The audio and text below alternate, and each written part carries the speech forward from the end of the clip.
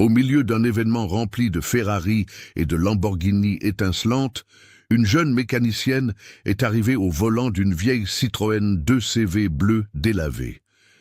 Les regards sont venus immédiatement, les rires aussi. « Cette épave ne vaut pas un centime », a crié un entrepreneur en riant tout en filmant sa voiture pour la poster sur les réseaux sociaux. Mais ce que personne n'attendait, c'est que cette fille, en combinaison sale et aux mains tachées de graisse, allait en quelques minutes faire ravaler leurs mots à tous les millionnaires de ce parking. Et quand elle a ouvert le capot de cette 2CV, personne n'a pu croire ce qu'il voyait.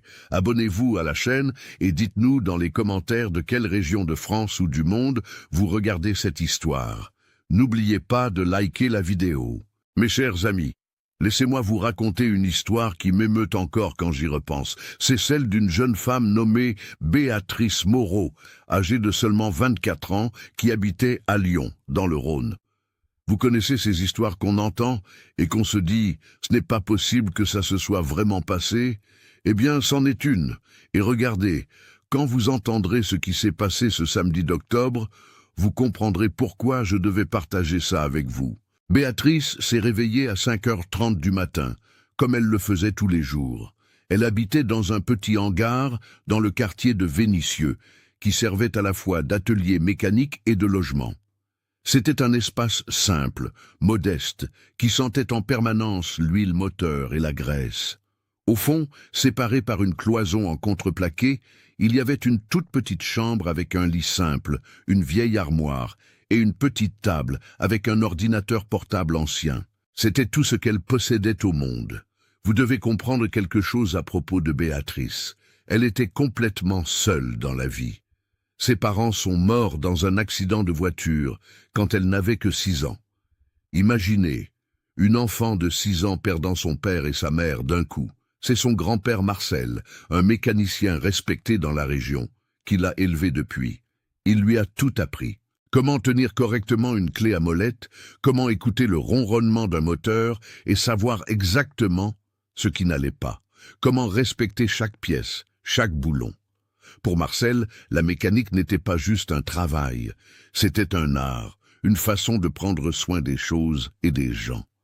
Mais 3 ans avant ce samedi, quand Béatrice avait 21 ans, son grand-père Marcel a eu un infarctus foudroyant pendant qu'il réparait la boîte de vitesse d'une Renault 5 de 1987. C'était soudain, sans avertissement. 1 minute, il était là, vivant, en train de discuter avec elle de réglage de soupape. Et la minute suivante, il n'était tout simplement plus là. Béatrice était dévastée, détruite. Du jour au lendemain, elle s'est retrouvée complètement seule au monde, sans parents, sans grand-père, sans personne. Juste elle, le hangar rempli d'outils et cette Citroën 2CV 1972 bleue délavée que son grand-père gardait comme un trésor sacré. Et regardez, cette 2CV était vraiment spéciale, pas par son apparence, car pour dire la vérité, de l'extérieur elle semblait tomber en morceaux. La peinture bleue était délavée, écaillée à plusieurs endroits. Il y avait des bosses sur la carrosserie ondulée caractéristique. Les pare-chocs étaient rouillés, la capote en toile était déchirée à plusieurs endroits. N'importe qui la regardait dirait « c'est une épave qui devrait être à la casse ». Mais pour Béatrice, cette voiture était le seul lien qu'elle avait encore avec son grand-père, avec ses parents, avec tout ce qui avait été sa famille un jour. Ce matin de samedi, Béatrice était particulièrement nerveuse. Sur la petite table, à côté du lit, il y avait un billet plastifié, soigneusement gardé.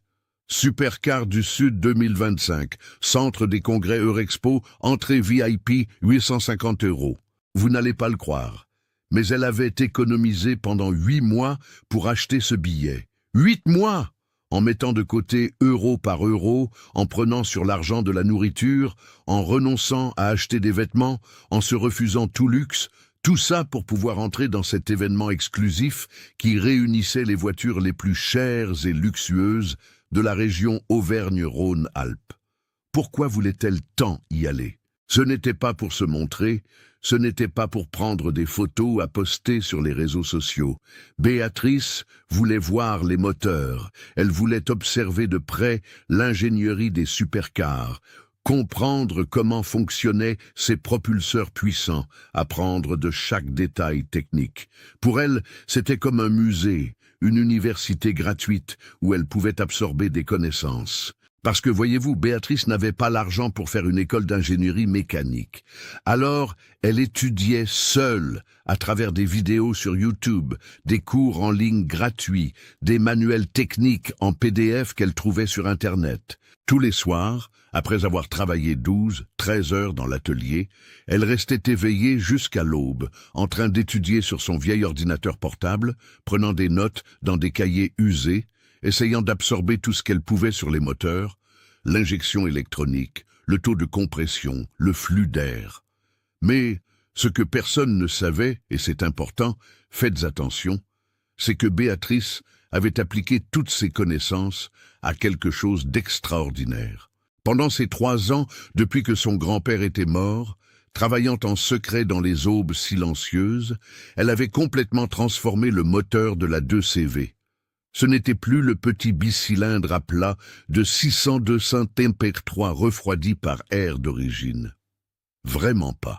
Sous ce capot délavé et cabossé, il y avait quelque chose qui défiait toute logique, toute attente.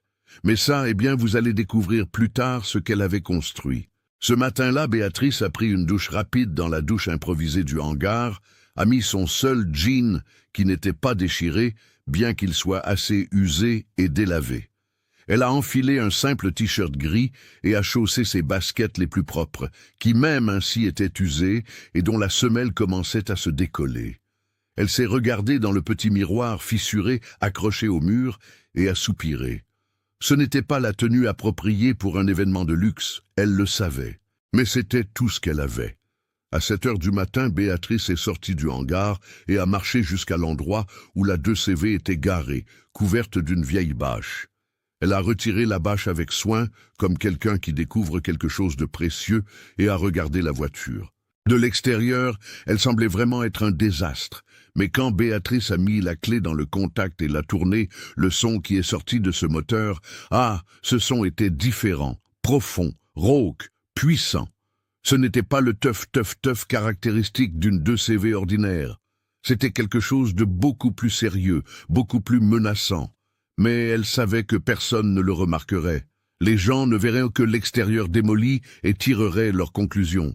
Béatrice a conduit pendant 40 minutes à travers les rues de Lyon jusqu'à arriver au centre des congrès Eurexpo, dans la zone de Chassieux. Quand elle a tourné à l'entrée du parking, son cœur a commencé à battre plus vite. Ils étaient là, des Ferrari rouges étincelantes, des Lamborghini jaunes voyantes, des Porsche argentés impeccables, des McLaren aux lignes aérodynamiques parfaites, des voitures qui coûtaient des millions d'euros, toutes parfaitement polies, brillant sous le soleil du matin. Et elle était là, dans sa 2CV bleue délavée, avec des bosses sur la carrosserie ondulée et de la peinture écaillée. Elle s'est garée dans une place plus éloignée, essayant d'être discrète. Mais discrète était exactement ce que cette 2CV ne pouvait pas être, pas parce qu'elle attirait l'attention positive, mais parce qu'elle se détachait comme une tache laide au milieu de la perfection. C'est alors qu'un homme est apparu à côté de sa voiture. Thierry Chevalier avait 42 ans, portait une chemise polo chair de la marque italienne Loro Piana, un pantalon sur mesure et des chaussures en cuir qui coûtaient probablement plus que ce que Béatrice gagnait en 3 mois. Il venait de descendre d'une Porsche 911 Turbo S argentée, magnifique, imposante, évaluée à 180 000 €. Thierry était grand, avait des cheveux grisonnants aux tempes qui lui donnaient un air distingué. Il portait une montre Rolex Submariner au poignet gauche et dégageait ce type de confiance qui vient du fait de n'avoir jamais eu à se battre pour quoi que ce soit dans la vie. Il a regardé la 2CV de Béatrice et a éclaté de rire. Ce n'était pas un petit rire discret, non. C'était un rire fort, moqueur, délibéré. Il voulait que d'autres l'entendent. Et continuez avec moi, parce que ce qui se passe maintenant va vous serrer le cœur. Thierry s'est approché de la fenêtre de la 2CV, alors que Béatrice était encore à l'intérieur, se préparant à descendre. Il a frappé sur la vitre avec ses phalanges, comme quelqu'un qui frappe à la porte de quelqu'un. Béatrice a baissé la vitre, qui descendait manuellement avec cette vieille manivelle, et l'a regardé. « Mademoiselle !» a dit Thierry d'une voix forte, avec un sourire narquois sur le visage. « Je crois que vous vous êtes trompé d'événement. La brocante est de l'autre côté de la ville. » Il s'est retourné, s'assurant que d'autres entrepreneurs et collectionneurs qui arrivaient entendre la blague. Béatrice a senti son visage s'échauffer, mais a gardé une voix calme. « J'ai un billet, monsieur. J'ai le droit d'être ici. »« Un billet ?» Thierry a ri à nouveau. « Vous avez dépensé de l'argent pour amener cette douche pourrie à un événement de supercar ?» La réponse calme de Béatrice, au lieu de calmer Thierry, n'a fait qu'empirer les choses. Vous savez, quand on rencontre une personne qui interprète la politesse comme de la faiblesse, c'était exactement le cas. Thierry a vu cette jeune femme humble, en vêtements simples, répondre avec respect, et quelque chose en lui, quelque chose de mauvais, quelque chose qui venait d'années d'arrogance non confrontée, a décidé qu'elle serait le divertissement du matin. Il a sorti son téléphone portable de sa poche, un iPhone 15 Pro Max tout neuf, et a commencé à filmer. C'est vrai, mes amis. Il a commencé à filmer Béatrice et la 2CV comme s'il documentait quelque chose d'absurde, de ridicule. Il a commencé à marcher autour de la voiture, narrant pour la caméra avec cette voix de quelqu'un qui rend un grand service au monde. Les gens, regardez ce que j'ai trouvé ici dans le parking des supercars du Sud. Il parlait à la caméra avec un large sourire cruel. Quelqu'un a vraiment pensé que cette épave méritait d'être ici parmi de vrais véhicules. Regardez l'état de cette peinture. Regardez ces bosses sur la tôle ondulée. Regardez cette capote déchirée. Ça ne devrait même pas avoir passé le contrôle technique pour circuler sur la route, encore moins être à un événement exclusif. Béatrice est descendue de la voiture, et quand elle s'est levée à côté de la 2CV, Thierry a ri encore plus fort.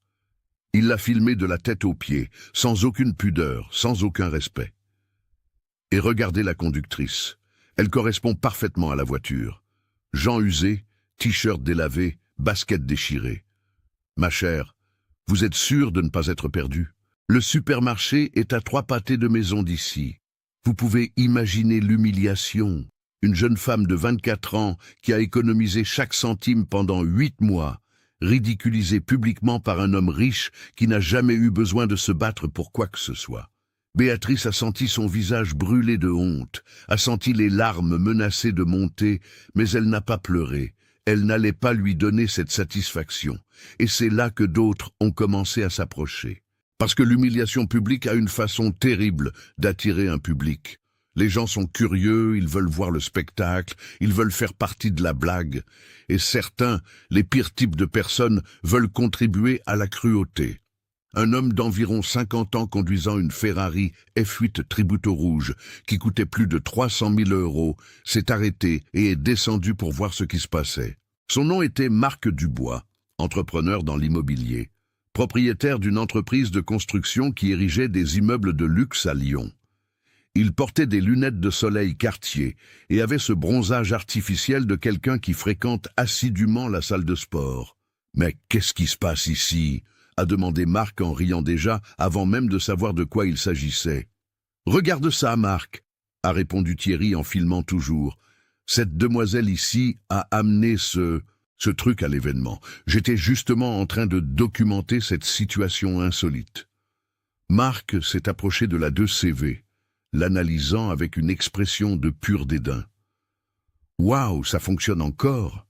Je pensais que des voitures comme ça n'existaient que dans les musées de la vie rurale française. » Il a regardé Béatrice avec un petit sourire méchant. « Ma petite, tu ne devrais pas être en train de vendre des crêpes dans le parking au lieu de faire semblant d'appartenir à cet environnement ?» D'autres entrepreneurs, collectionneurs et passionnés ont commencé à se rassembler.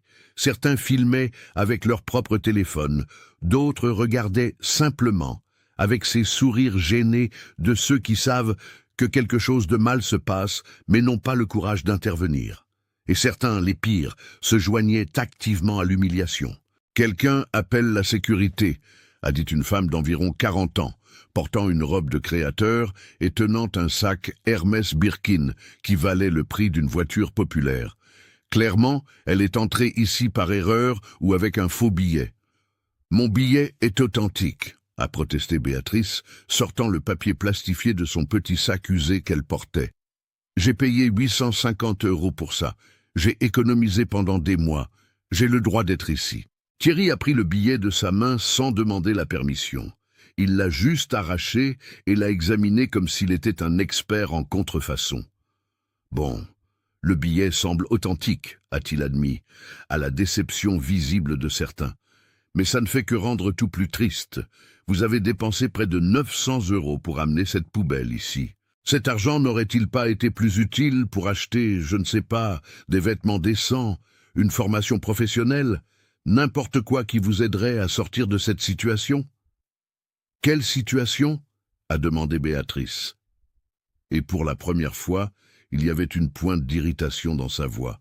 « Eh bien, la situation d'être pauvre, ma chère, » a répondu Thierry avec un naturel choquant, comme s'il ne faisait que constater un fait évident. « Écoutez, je ne vous juge pas, vraiment pas. Chacun a sa réalité, mais vous devez comprendre qu'il y a une différence entre notre monde et le vôtre. Ici, il a fait un geste vers les voitures autour. C'est le monde de ceux qui comprennent vraiment les automobiles, de ceux qui peuvent payer pour l'excellence, pour une vraie performance, pour une ingénierie de pointe. Cette petite 2CV, eh bien, avec tout le respect, c'est un transport de pauvres. » La foule qui s'était formée, environ 30 personnes maintenant, a réagi de diverses manières. Certains ont ri, d'autres semblaient mal à l'aise mais n'ont rien dit. Et quelques-uns ont commencé à faire leurs propres commentaires. « Une femme qui pense comprendre les voitures », a murmuré un homme d'environ 60 ans, assez bas pour être entendu par Béatrice, mais suffisamment fort pour que d'autres l'entendent et rient. « Elle ne sait probablement même pas faire une vidange », a ajouté un autre plus jeune, environ 35 ans. « Elle a dû acheter le billet en pensant qu'elle allait trouver un mari riche ici », a dit la femme au sac Hermès, provoquant des éclats de rire de plusieurs personnes. Béatrice tremblait. Pas de froid, le soleil d'octobre était déjà fort, mais d'un mélange d'humiliation, de colère, de tristesse et d'impuissance. Elle a essayé d'expliquer. « Ma 2CV est spéciale. » Elle a... « Spéciale ?» a interrompu Thierry, éclatant d'un rire si fort qu'il a résonné dans le parking. « Ma chère, la seule chose de spécial ici, c'est le courage. Ou serait-ce l'idiotie d'être sorti de chez vous avec cette poubelle ambulante? Écoutez, je vais être charitable. Je vais vous rendre un service que personne d'autre ne ferait. » Il a rangé son téléphone dans sa poche, a sorti son portefeuille, un portefeuille Montblanc en cuir véritable, et a commencé à compter des billets de 50 €. Je me sens généreux aujourd'hui. 500 €. Je donne 500 € pour cette épave. C'est plus qu'elle ne vaut, beaucoup plus. Mais considérez-le comme une leçon de miséricorde. Vous prenez cet argent, vous achetez de meilleurs vêtements, vous faites une formation d'esthéticienne ou de coiffeuse, et vous commencez une vie décente. Il a agité les 10 billets de 50 € en l'air devant le visage de Béatrice pour que tout le monde voie. La foule a réagi avec ce type de rire nerveux, certains trouvant ça vraiment drôle, d'autres clairement mal à l'aise, mais sans le courage d'intervenir. « 500 € pour une 2CV ?» a dit Marc Dubois. « Thierry, tu es beaucoup trop généreux. À la casse, il te donne 200 € maximum pour ça. »« Je sais, » a répondu Thierry en tenant toujours les billets. « Mais regarde-la, la pauvre. Elle a clairement besoin d'aide. Je fais de la charité ici. » C'est à ce moment-là que quelque chose à l'intérieur de Béatrice a changé. Vous avez déjà vécu ça. Ce moment où l'humiliation est tellement grande, si profonde, si injuste, que quelque chose se brise simplement en nous. Ce n'est pas de la colère explosive, ce n'est pas du désespoir, c'est une froideur, une clarté absolue, une détermination d'acier qui vient du plus profond de l'âme. Béatrice a cessé de trembler. Elle a regardé directement dans les yeux de Thierry. Dans les yeux vraiment, sans détourner le regard, sans cligner des yeux, et quand elle a parlé, sa voix était ferme, solide, inébranlable. « J'accepte vos 500 €. » Le silence qui a suivi était absolu. Toutes les conversations se sont arrêtées, tous les rires ont cessé. 30 personnes sont restées complètement silencieuses, traitant ce qu'elles venaient d'entendre. Thierry a cligné des yeux, confus. « Quoi ? J'accepte vos 500 €, a répété Béatrice, regardant toujours directement dans ses yeux. Mais seulement si vous me battez dans une course d'accélération. 0 à 200 mètres. Votre voiture contre la mienne. » Le silence a continué pendant 3 secondes de plus, puis Thierry a explosé de rire. Ce n'était pas un rire d'amusement, c'était un rire de pur mépris, d'incrédulité absolue face à l'absurdité qu'il venait d'entendre. « Vous voulez parier une course ?» il a réussi à dire entre les rires. « Votre petite deuche pathétique contre ma Porsche 911 Turbo S. Vous savez combien coûte ma voiture ? 180 000 €. Vous savez combien elle a de chevaux ? 640. Vous savez qu'elle fait le 0 à 100 en 2,7 secondes ? Je sais, a répondu Béatrice avec ce calme troublant. Thierry a secoué la tête en riant toujours. C'est la chose la plus stupide que j'ai jamais entendue de ma vie. Mais vous savez quoi ? Pourquoi pas ? Ça va être amusant, ça va être absolument hilarant de vous voir perdre et devoir admettre devant tout le monde ici que vous n'êtes qu'une mécanicienne de pacotille qui ne connaît absolument rien aux vraies voitures. « Si je gagne !» a dit Béatrice, et maintenant il y avait quelque chose de nouveau dans sa voix, quelque chose qui a fait que certaines personnes dans la foule ont vraiment prêté attention. « Vous me payez 5 000 € et vous vous excusez devant tout le monde ici. De vraies excuses, pas ce théâtre ridicule que vous faites. » L'audace de la proposition a laissé même Thierry momentanément sans voix. 5 000 €, il a ri. « Ma chère, je dépense 5 000 € en un week-end. Ça peut être 10 000 €, ça peut être 20 000 €. Ça ne fait aucune différence, parce que vous n'allez pas gagner. C'est physiquement impossible. Votre petite 2CV a quoi ? 29 chevaux, peut-être 35 si elle est bien réglée, contre 640. C'est des mathématiques de base. Alors acceptez le pari, a insisté Béatrice. J'accepte, a déclaré Thierry, ouvrant les bras de manière théâtrale. J'accepte avec plaisir que quelqu'un filme ça, s'il vous plaît. Je veux que ce moment soit immortalisé. La fille à la 2CV qui défie une Porsche pour une course. Ça va devenir viral. Immédiatement, plusieurs téléphones se sont levés, tous en train de filmer. L'atmosphère a complètement changé. Ce qui était une simple humiliation s'était maintenant transformé en spectacle. Les gens ont commencé à commenter avec animation, à faire des paris entre eux, à rire par anticipation du résultat qu'ils considéraient comme évident. Un des organisateurs de l'événement, un homme d'environ 50 ans, nommé Paul Henry, s'est approché pour comprendre ce qui se passait. Quand il a appris le pari, il a eu cette expression partagée de quelqu'un qui sait que c'est une mauvaise idée, mais qui ne veut pas non plus rater l'opportunité de voir quelque chose d'inhabituel. « Écoutez, » a dit Paul Henry, officiellement, « je ne peux pas permettre de course dans le parking, mais si vous voulez faire une démonstration d'accélération, disons, je peux improviser un marquage de 200 mètres là-bas. » Il a pointé vers une bande libre et large du parking. « Parfait !» s'est exclamé Thierry en applaudissant. « 200 mètres, mais c'est suffisant pour prouver l'évidence. » La foule, qui dépassait maintenant les 50 personnes, s'est déplacée en masse vers la zone indiquée. Paul Henry et quelques agents de sécurité ont rapidement pris des cônes de signalisation et ont marqué une piste improvisée de 200 mètres, avec une ligne de départ et une ligne d'arrivée. Les deux voitures ont été positionnées côte à côte. La différence était absurde, grotesque même. D'un côté, la Porsche 911 Turbo S argentée, tout en ligne aérodynamique parfaite, peinture miroir, jantes alliage de 20 pouces, pneus Pirelli P09, échappement double chromé, une voiture qui ressemblait à un missile prêt à être lancé. De l'autre côté, la 2CV 1972 bleue délavée, avec sa carrosserie ondulée cabossée, sa peinture écaillée, ses pare-chocs rouillés, sa capote déchirée, ses roues simples avec des enjoliveurs en plastique fissuré. Ça ressemblait à la blague visuelle du siècle.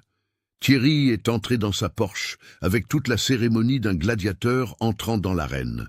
Il a ajusté le siège électrique, a programmé le système de contrôle de lancement, a sélectionné le mode Sport Plus qui libérait les 640 chevaux intégralement. À travers la vitre, il a fait signe à la foule comme s'il était déjà le vainqueur. Il a pointé Béatrice et a fait un geste de au revoir, infantile et moqueur. Béatrice est entrée dans la 2CV en silence. Elle a fermé la porte qui a grincé sur ses vieux gonds, et pendant un moment, elle est juste restée là assise, respirant profondément. Ses mains ont touché le volant usé par le temps. Elle a pensé à son grand-père Marcel, a pensé à toutes les nuits qu'elle avait passées à étudier, a pensé à toutes les heures qu'elle avait travaillé seule sur ce moteur, puis elle a mis la main sur le levier de vitesse manuel, sentant le poids familier, l'ajustement parfait. Paul-Henri s'est positionné entre les deux voitures, a levé la main en l'air. « Quand je baisse la main, vous accélérez, 3, 2, 1. » Et il a baissé la main. Ce qui s'est passé dans les secondes suivantes, mes chers amis, est quelque chose que personne là-bas n'oubliera jamais. Je dois que vous compreniez, ce n'était pas juste un moment surprenant. C'était un moment qui a défié toute la logique, toute la physique que ces personnes connaissaient, toute l'arrogance qui avait été construite ce matin-là. Quand Paul-Henri a baissé la main, les deux moteurs ont rugi. La Porsche de Thierry a émis ce son caractéristique de moteur boxé turbo alimenté de haute performance. Un rugissement propre, aigu, raffiné, comme le cri d'un animal de race pure. C'était le son de 640 chevaux libérés à travers un système d'échappement conçu par des ingénieurs allemands dans des laboratoires de pointe.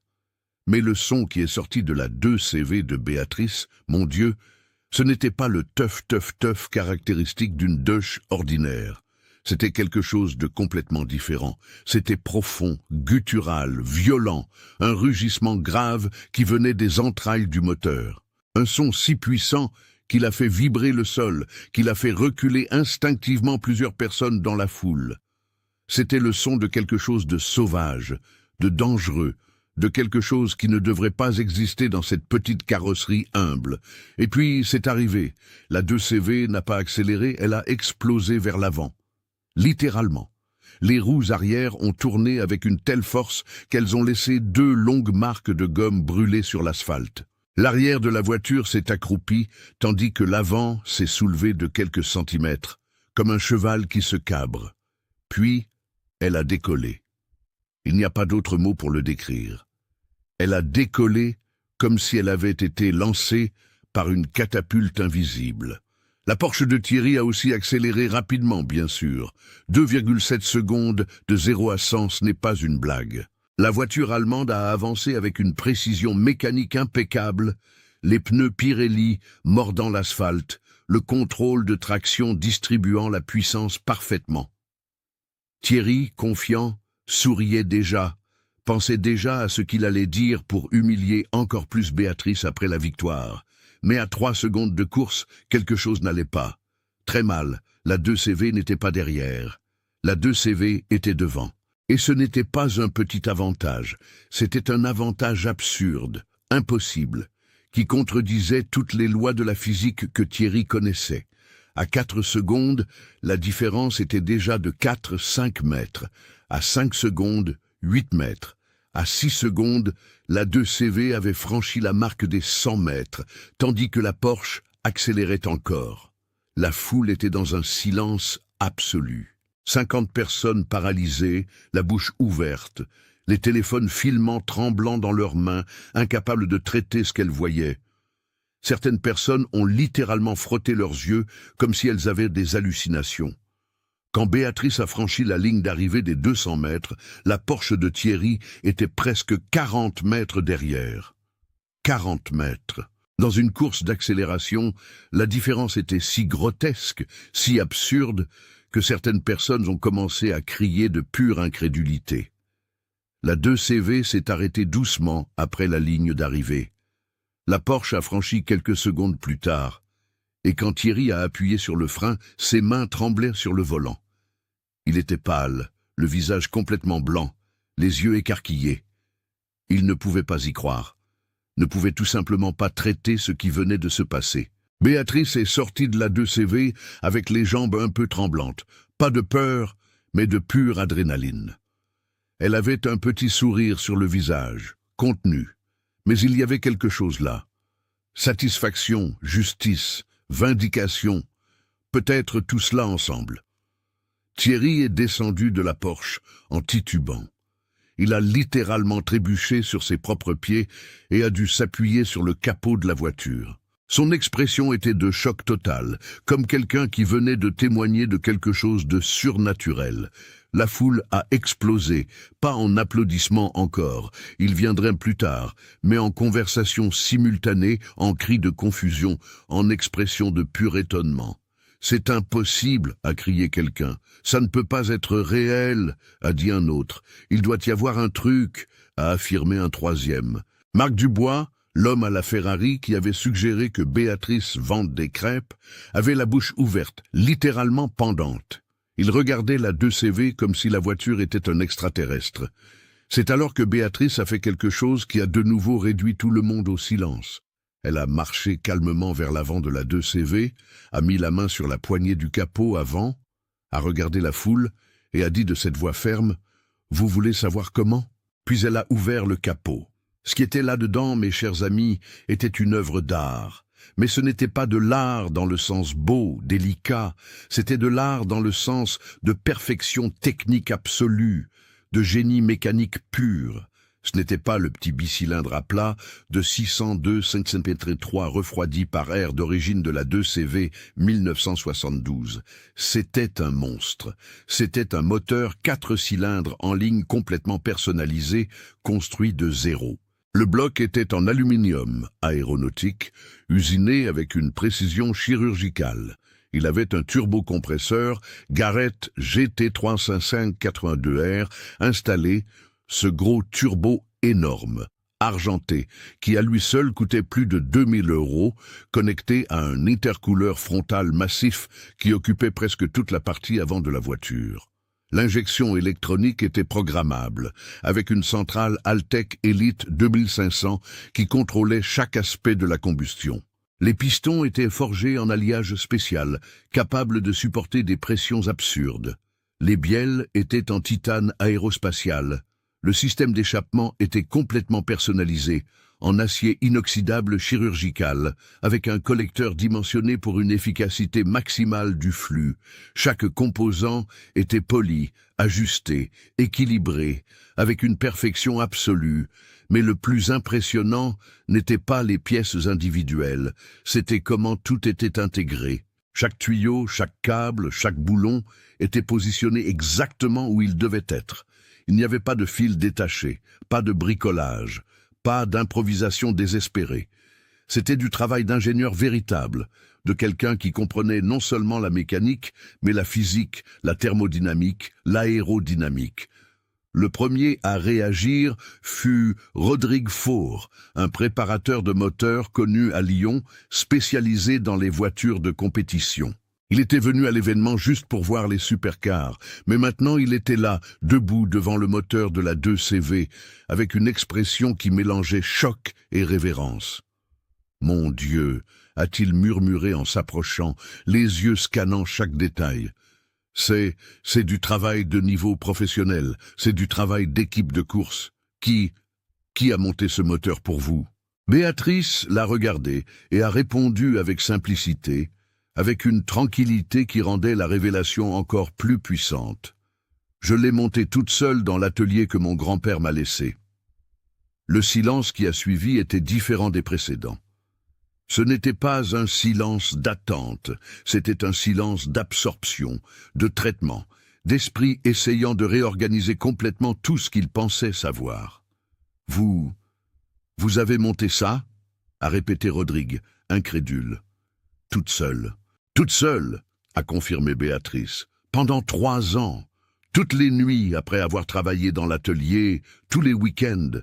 Chaque euro que je gagnais allait pour acheter des pièces, des matériaux, des outils. » Thierry, toujours appuyé sur sa Porsche, a balbutié. « C'est impossible, vous ne pouvez pas avoir fait ça, vous n'avez pas les connaissances, vous n'avez pas de formation, quelqu'un l'a fait pour vous, ça doit être quelqu'un. » Béatrice s'est tournée vers lui, et à ce moment-là, Il y avait quelque chose de nouveau dans ses yeux.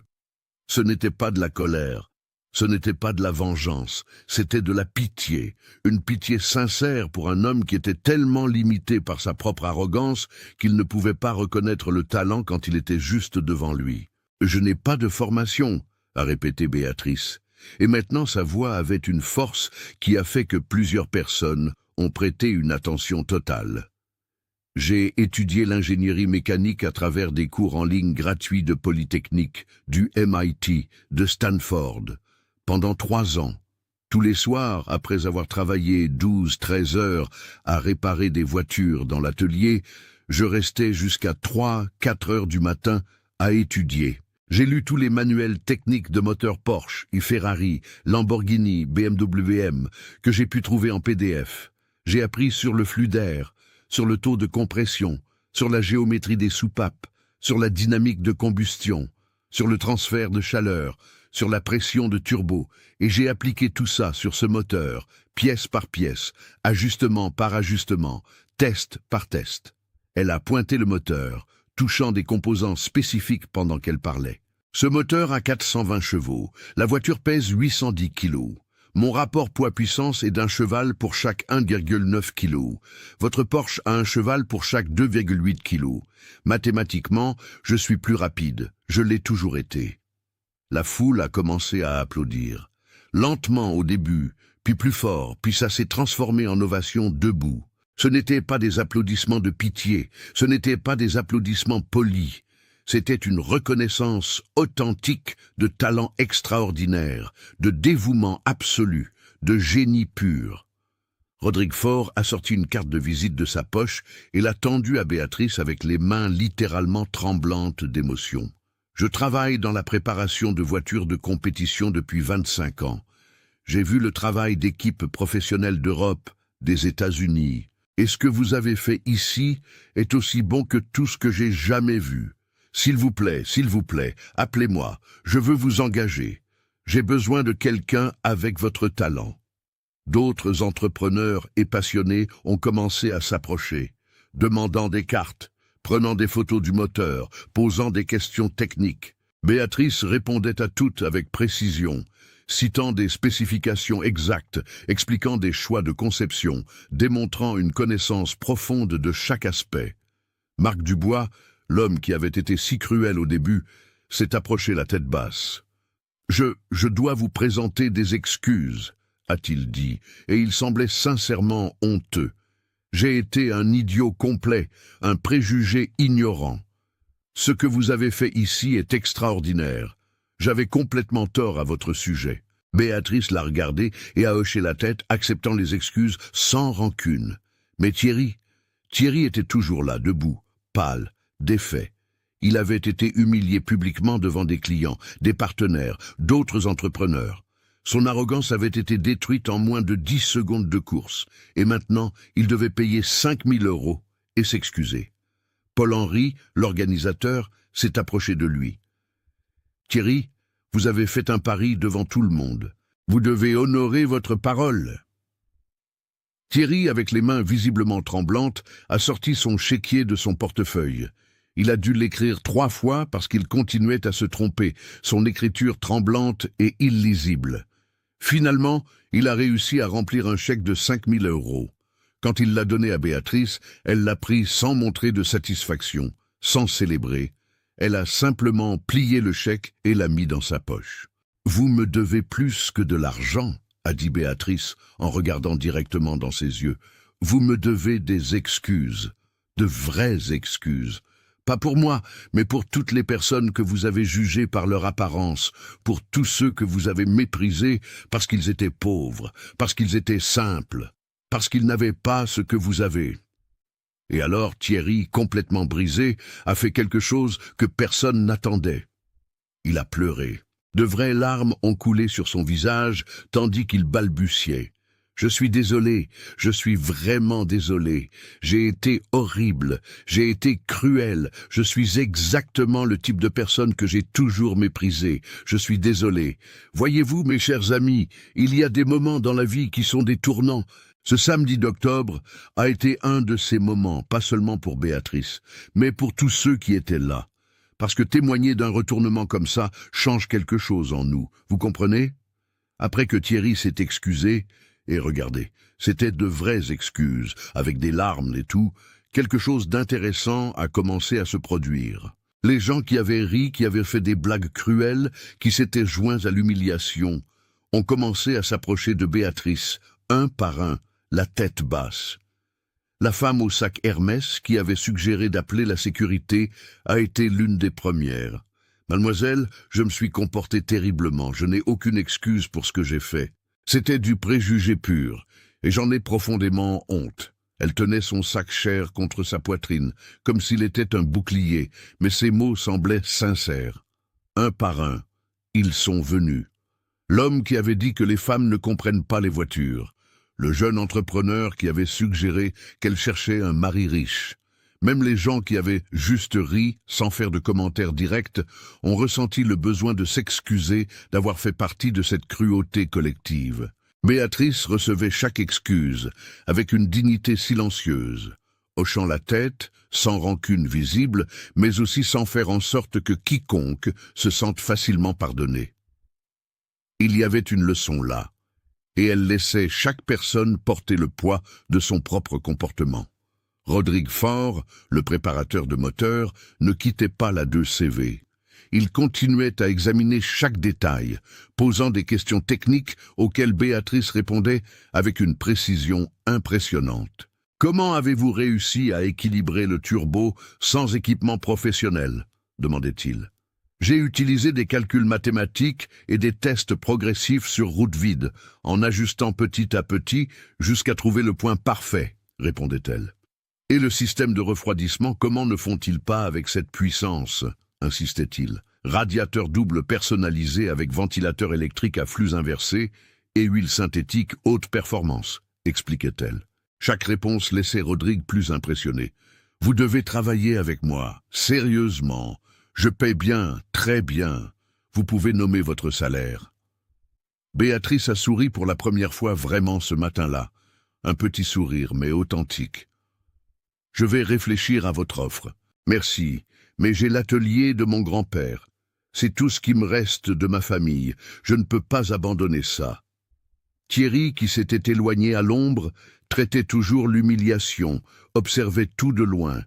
Il voyait Béatrice être célébrée, voyait des entrepreneurs échanger des cartes avec elle, voyait le respect qu'elle recevait maintenant. Et quelque chose en lui, peut-être pour la première fois de sa vie d'adulte, a ressenti une vraie honte. Pas la honte d'avoir perdu, mais la honte de ce qu'il était comme personne.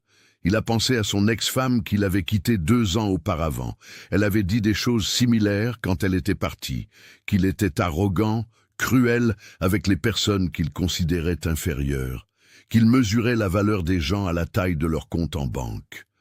À l'époque, Thierry avait pensé qu'elle était dramatique, qu'elle exagérait. Mais maintenant, en voyant cette jeune femme de 24 ans qu'il avait essayé de détruire avec des mots, il a réalisé que son ex-femme avait absolument raison. Paul-Henri, l'organisateur de l'événement, s'est approché de Béatrice avec un large sourire. « Mademoiselle, ce que vous avez fait ici aujourd'hui va devenir une légende. J'organise cet événement depuis 8 ans. J'ai vu des centaines de voitures incroyables. Mais jamais je n'ai vu quelque chose comme ça. Vous voulez exposer votre 2CV à l'intérieur? Place d'honneur, sans frais, ce serait un honneur. » Béatrice a regardé la 2CV, cette voiture délavée et cabossée qui contenait tant de signification, tant de travail, tant d'amour. « Mon grand-père serait fier, » a-t-elle dit, la voix un peu étranglée. « Il m'a appris que le talent n'a pas besoin de luxe pour être prouvé, que le travail honnête vaut plus que l'ostentation vide. » Rodrigue a mis la main sur son épaule, un geste paternel. « Votre grand-père vous a bien enseigné, et il est certainement fier, où qu'il soit. » La foule a commencé à se disperser peu à peu, mais un groupe de passionnés automobiles est resté autour de la 2CV, posant des questions, prenant des photos, notant des spécifications techniques. Béatrice a répondu à tous avec patience, expliquant des processus, partageant librement ses connaissances. Thierry a finalement trouvé le courage de s'approcher à nouveau.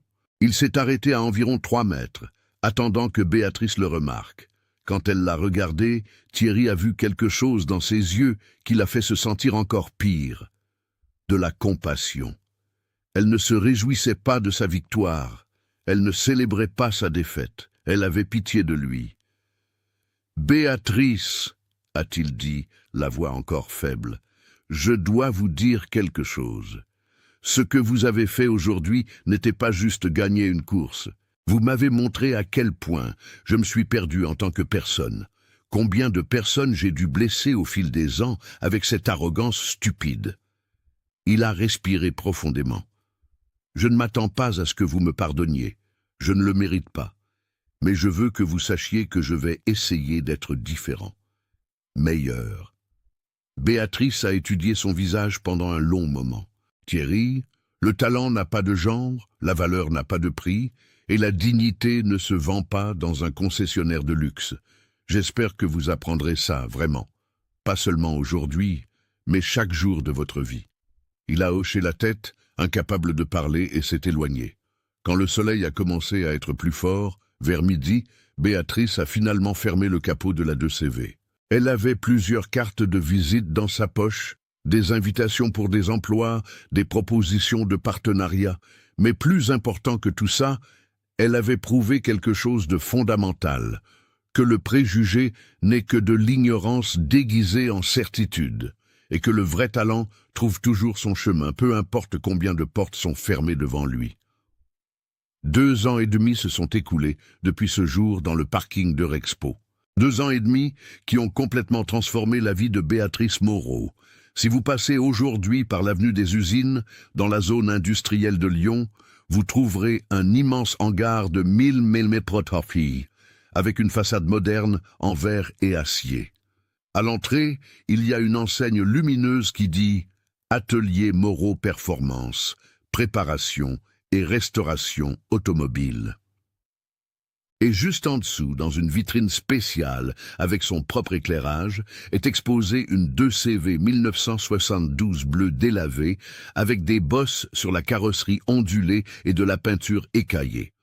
À côté, une petite plaque en bronze avec les mots « Ne jugez jamais un moteur par son capot délavé ». Béatrice a maintenant 26 ans. Elle dirige une équipe de 15 employés, 7 mécaniciens spécialisés, 3 assistants, 2 peintres, un électricien automobile, un soudeur et une réceptionniste. Son atelier est devenu une référence nationale en préparation de moteurs classiques et de voitures de compétition. Elle sert des clients de Paris, Marseille, Bordeaux, Strasbourg. Elle a déjà préparé des voitures qui ont concouru dans des catégories professionnelles et ont gagné des podiums. Mais le plus incroyable, ce qui m'émeut vraiment quand j'y pense, c'est que Béatrice n'a jamais oublié d'où elle venait. Elle a créé un programme de mentorat gratuit pour les jeunes de quartiers défavorisés qui veulent apprendre la mécanique. Tous les samedis matins, 10 adolescents passent 4 heures dans son atelier, apprenant les bases, recevant des conseils, obtenant une chance que la vie n'offrirait normalement pas. « Mon grand-père m'a donné cette opportunité », dit-elle à ceux qui demandent pourquoi elle fait ça. Je ne fais que transmettre. L'histoire de la course contre Thierry Chevalier est devenue une légende dans le milieu automobile. Elle est devenue virale sur Internet. Elle a fait l'objet d'articles dans des magazines spécialisés. Elle a même été racontée dans un podcast célèbre sur les voitures. Béatrice a été invitée à donner des conférences dans des universités, à participer à des émissions de télévision, à collaborer avec des constructeurs automobiles sur des projets spéciaux de véhicules concept. Elle est devenue un symbole que le talent et la détermination surmontent tous les préjugés, toutes les limitations imposées par la société. Et Thierry Chevalier, eh bien son histoire a pris un tournant que personne n'attendait. Chevalier Motors, ce réseau de 5 concessionnaires qui générait des millions, a commencé à s'effondrer environ 1 an après l'incident. Thierry a pris une série de décisions commerciales désastreuses, motivées plus par l'arrogance que par la stratégie. Il s'est développé trop vite, a investi dans des affaires risquées sans planification adéquate, a traité les employés et les partenaires avec le même mépris qu'il avait toujours montré. Les gens en ont eu assez. Les clients ont migré vers des concurrents. Les employés ont démissionné en masse. Les partenaires ont rompu les contrats. En 18 mois, il a perdu 3 des 5 concessionnaires. Les 2 qui restaient fonctionnaient à perte, soutenus uniquement par la vente d'actifs. Thierry, pour la première fois de sa vie, a fait face à la possibilité réelle de faillite, de tout perdre. C'est alors qu'il a fait quelque chose de surprenant. Il a cherché Béatrice. Il est apparu dans son atelier un jeudi après-midi, conduisant non plus une Porsche, mais une Civic d'occasion. Il était plus maigre, avec plus de cheveux blancs, avec des cernes profonds. Il a demandé à lui parler en privé. Dans le petit bureau au fond du hangar, Thierry a dit quelque chose que Béatrice n'aurait jamais imaginé entendre. « J'ai besoin d'aide, et vous êtes la seule personne en qui j'ai confiance pour m'aider vraiment. » Béatrice aurait pu le renvoyer. Elle aurait pu se réjouir de sa chute, célébrer la vengeance poétique, mais elle ne l'a pas fait, parce que la vengeance n'a jamais été son objectif. Elle a offert à Thierry un emploi comme consultant commercial. Salaire modeste, rien comparé à ce qu'il gagnait avant, mais honnête. « Vous connaissez le marché des voitures de luxe », a-t-elle dit. « Vous pouvez m'aider à me développer dans ce segment. Mais ici, on travaille avec respect. Tout le monde est traité avec dignité, de l'agent d'entretien au gérant. » Thierry a accepté. Et pendant les 10 derniers mois, travaillant à l'atelier Moreau Performance, il a appris des choses que 54 ans de vie ne lui avaient pas enseignées. Il a appris à saluer l'agent d'entretien par son nom. Il a appris à écouter les mécaniciens quand ils expliquent des problèmes techniques. Il a appris que le talent existe partout, surtout là où l'arrogance ne permet pas de le voir. Il a finalement appris que le respect ne s'achète pas avec de l'argent, il se gagne avec le caractère. Il y a un moment chaque semaine qui m'émeut particulièrement. C'est quand Béatrice réunit les jeunes du programme de mentorat et raconte l'histoire de la 2CV bleue. Elle leur montre la voiture, ouvre le capot, explique chaque modification, et elle termine toujours en disant la même chose. Vous n'avez pas besoin d'argent pour avoir du talent. Vous n'avez pas besoin de luxe pour avoir de la valeur. Vous avez juste besoin de dévouement, d'études et du courage de prouver que vous êtes capable, même quand le monde entier dit que vous ne l'êtes pas. Et vous savez ce qui est le plus beau? Thierry assiste toujours à ces conférences, debout au fond du hangar. Et toujours, il a des larmes dans les yeux. Parce qu'il sait, plus que quiconque, à quel point ces mots sont vrais, et combien il a payé cher pour avoir appris ça trop tard. L'histoire de la mécanicienne et de la 2CV bleue nous enseigne quelque chose de fondamental. Les apparences trompent, les préjugés aveuglent, mais le vrai talent trouve toujours son chemin. Et parfois, juste parfois, même les personnes les plus perdues peuvent trouver la rédemption quand quelqu'un d'assez bon leur offre une seconde chance. Si cette histoire vous a touché, abonnez-vous à Moteur et Espoir. Likez cette vidéo et dites-nous dans les commentaires de quelle région de France ou du monde vous nous regardez. À bientôt pour une nouvelle histoire inspirante.